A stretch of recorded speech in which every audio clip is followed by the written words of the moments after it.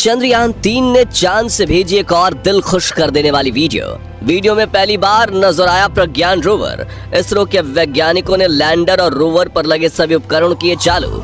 जोर शोर से शुरू हुआ रिसर्च का काम। दोस्तों, हमारा चंद्रयान-3 जिस दिन से लॉन्च हुआ है तभी से ये हमें एक के बाद एक सरप्राइजेस दिए जा रहा है और इसी सिलसिले को आगे बढ़ाते हुए इसने चांद से हमें एक और खुश कर देने वाला वीडियो भेजा है, जिसे देखकर लोग खुशी से फूले नहीं समा रहे हैं। इसके अलावा इसरो ने इस बात का भी ऐलान कर दिया है कि चंद्रयान-3 के सभी सिस्टम एकदम सही तरह से काम कर रहे हैं और रिसर्च का काम निपटाने के लिए इसके सभी उपकरणों को ऑन कर दिया गया है। कहां एक तरफ दुनिया में कोई स्पेस एजेंसी चांद के इस इलाके पर लैंड तक नहीं कर सकी और कहां आज हमारा चंद्रयान यहां उतरकर अपने रिसर्च का काम निपटा रहा है। ये वाकई हम सभी भारतीयों के लिए बहुत गर्व की बात है। तो आखिर चंद्रयान ने चांद से कौन सी नई वीडियो भेजी है?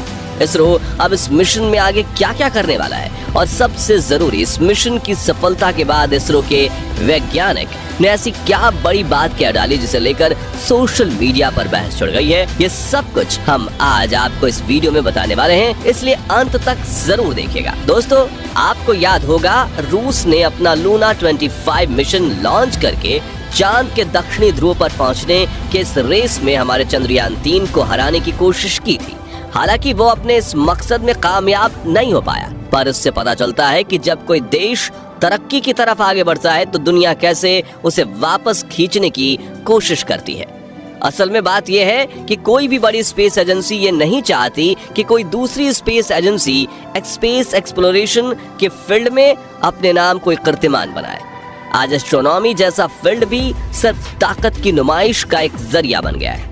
हर स्पेस एजेंसी कोई ना कोई कीर्तिमान बनाना चाहती है ताकि दुनिया को ये मैसेज जाए कि उनका देश टेक्नोलॉजी के फील्ड में कितना आगे और ताकतवर है। अभी हाल ही में इसरो के पूर्व चीफ के कस्तूरीरंगन जी ने बयान दिया कि जो दुनिया आज चंद्रयान-3 की सफलता के बाद हमारी तारीफ के कसीदे गढ़ रही है, उसी दुनिया ने इसरो को कई बार नकारा था। उन्होंने कहा कि हमें किसी भी बड़े स्पेस प्रोग्राम का हिस्सा नहीं बनाया गया क्योंकि हमारे पास खुद की टेक्नोलॉजी नहीं थी और हम अपने मिशंस के लिए भी दूसरों पर निर्भर थे। असल में दुनिया का यही नियम है कि ये सिर्फ ताकतवर के सामने झुकती है। आज इसरो इतना कैपेबल है कि अपने दम पर उसने चांद के दक्षिणी ध्रुव में लैंड करके दिखाया है और इसलिए दुनिया आज इसे सलाम ठोक रही है। ऐसे में इसरो ने भी जानबूझकर ट्वीट करते हुए पूरे गर्व के साथ ये कहा कि चंद्रयान-3 का रोवर जो पूरी तरह से मेड इन इंडिया है और जिसे खास तौर से चांद के लिए बनाया गया है, वो चांद की सतह पर सफलतापूर्वक उतर चुका है। इसके साथ ही इसरो ने एक वीडियो भी शेयर की जिसमें प्रज्ञान रोवर विक्रम लैंडर से बाहर निकलता हुआ साफ साफ दिखाई दे रहा है। कहने को ये एक छोटी सी वीडियो है, लेकिन गहराई से अगर सोचे तो इसका महत्व हमें समझ आता है। आप में से बहुत सारे लोगों को ये बात पता नहीं होगी कि आज से 60 साल पहले 1963 में जब इसरो ने अपना पहला रॉकेट लॉन्च किया था, तब उसे रॉकेट के पार्ट्स को लॉन्चिंग पैड तक लाने के लिए बैलगाड़ी और साइकिल का इस्तेमाल किया गया और आज देखिए हमारा इसरो चांद पर पहुंच चुका है और वो भी चांद के उस इलाके में जहां जाने की हिम्मत नासा और रॉसकॉस्मॉस भी नहीं कर पाए। हाँ, भारत को पीछे करने के लिए रूस ने लास्ट टाइम पर लूना 25 लॉन्च जरूर किया, लेकिन जल्दबाजी में लॉन्च किए गए इस मिशन का हाल वही हुआ जो हमने एक्सपेक्ट किया था। असल में रूस का यान लैंडिंग से 2 दिन पहले ही अपनी कक्षा बदलने के दौरान चांद पर क्रैश कर गया। दोस्तों, आज चंद्रयान-3 की सफलता देखकर हमें यह अंदाजा हुआ कि हमारे वैज्ञानिक कितने ज्यादा कैपेबल हैं। लेकिन अगर आपको लगता है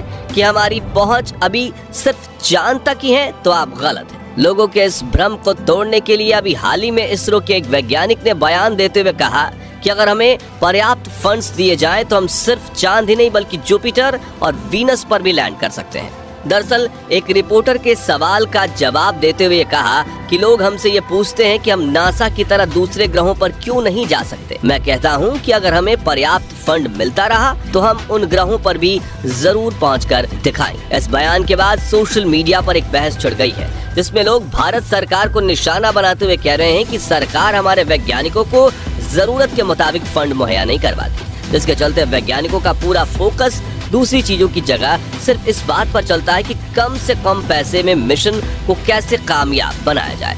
वैज्ञानिकों को ज्यादा कुछ सोचने का मौका नहीं मिलता क्योंकि उनके दिमाग में हर समय फंड की चिंता रहती है।